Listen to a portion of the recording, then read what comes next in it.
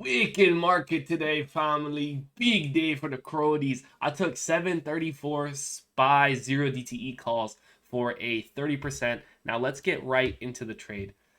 So, as you all know, every single day begins with higher time frame analysis. What is our higher time frame analysis? Well, since yesterday and last Friday we've kind of been selling off, we know, hey, we might be either shifting to a bearish market or ranging on the 4 hour. Why is this not surprising? Look at this crazy Diddy action to the upside, right? Literally just straight Diddy candles after Diddy candles to the upside. We're pumping, pumping, pumping. Historic bull run. Now, what did we see last time we kind of, slowed down a little bit? We saw a nice 4 hour range start to form. On all these pullbacks, we're not really seeing increased volume on the way down, pushing beneath previous lows, shifting structure. Like, we're just not getting that. So, as we start to slow down a bit, as we, push into higher and higher highs, we do expect some sort of pullback or longer time frame range, which is exactly what we got today. So, what do I look for when I'm playing a longer time frame range? I look for the 4 hour is still bullish, right? But you can clearly see we haven't really came down and broken beneath these lows and continue to push lower.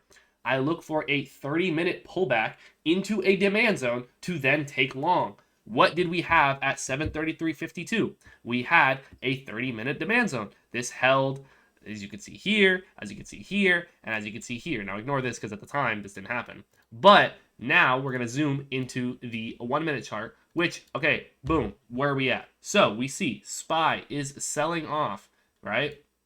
We push beneath these pre-market lows. Now remember, I am not just trading naked price action. I am an order flow trader. So I'm going to pull out the best order flow tool in existence, the Bookmap. And as you can see, we are consistently selling off.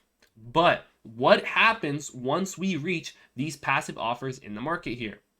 The sellers get absorbed by the passive offers. Then we see exhaustion, right? Because there's no selling interest. I mean, the more you zoom in, the more they're going to pop up. But there's no continued selling interest beneath this price level. Once we filled these passive offers, buyers instantly step back up, reversing the market, signaling, hey, there's no sell interest beneath this level.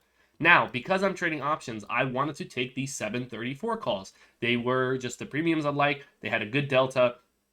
I like where we were on the chart. I was interested in 734 calls. So I wanted to take 734 calls the second that we could, get above 734. I did not want to enter 734 calls, too far above or too far below. I wanted to get in those calls at around 734 to get that nice push up to 735 and above.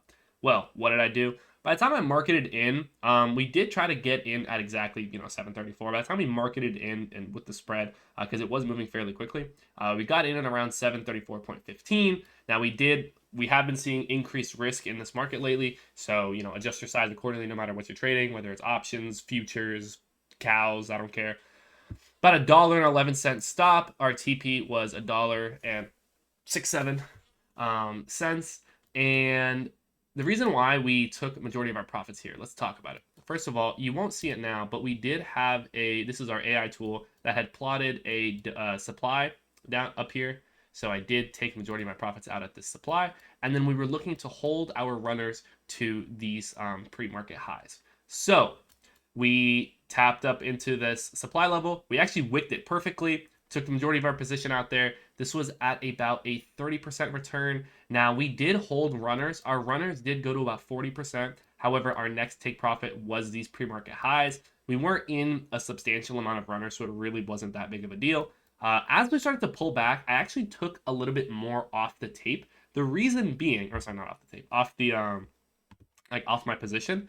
The reason being is that we had this sell-off and then V-shaped recovery, but we had the exact same thing yesterday, and after the V-shape, we didn't continue to push through. As you can see, sold off the open, V-shape, rejected off the pre-market highs. What do we have here? Sold off the open, V-shape, rejected off the pre-market highs.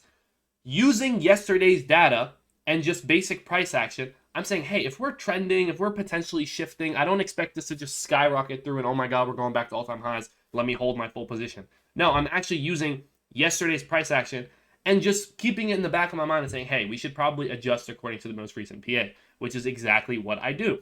So we targeted that 735.85. Again, that was that Tradevora AI supply. Very nice level. Tapped it, sold off from it afterwards. Ideally, I would have liked to take them off at the 736 because as you saw, our runners did experience a bit of a premium spike once we went, an extra dollar in the money. They jumped from about 30% to 40% fairly quickly. Would have been nice, but hey, I'm trading off of order flow. I'm trading off of supply and demand. I'm not just looking at random charts or random candlesticks. Now, this was key. This fake out, this sweep is exactly why order flow is king. Like if you weren't trading, shut up, he's texting me. If you weren't trading order flow, you would not have seen this. You would have thought, oh, okay, we're going to break to the lows or it's a liquidity sweep or whatever. But you don't know it's a liquidity sweep if you can't see the liquidity. Liquidity isn't on your chart just because you draw a line there, right? There's no liquidity at this low just because I drew a line there. No, you actually have to use order flow tools to view the passive offers in the market. And then you're watching those passive offers. Oh my God, I can't speak.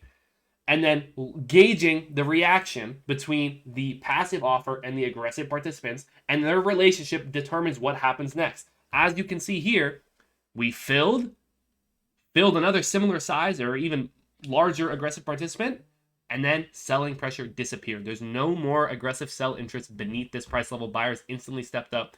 The second we got above 744, we got filled, took the longs, and that's literally all you got to do. Like when I tell you, I've been doing the same exact thing every single day, and I'm going to continue doing this until it stops working, right? There's no need to have a super complicated ICT tomato soup penguin setup that works like 40% of the time. Just trade your plan, your system, your confluences, do the same thing every single day. And the most important thing is journal and track your stats. You cannot make educated assumptions and adjustments to your system if you are not tracking every single trade. I'm going to drop a video on how to actually track your trades, how to actually then take that data and make adjustments based on it. I'm super happy with today's trade. If you enjoyed the video, please don't forget, leave a like, comment, and subscribe. And I'll see you cronies later, fam.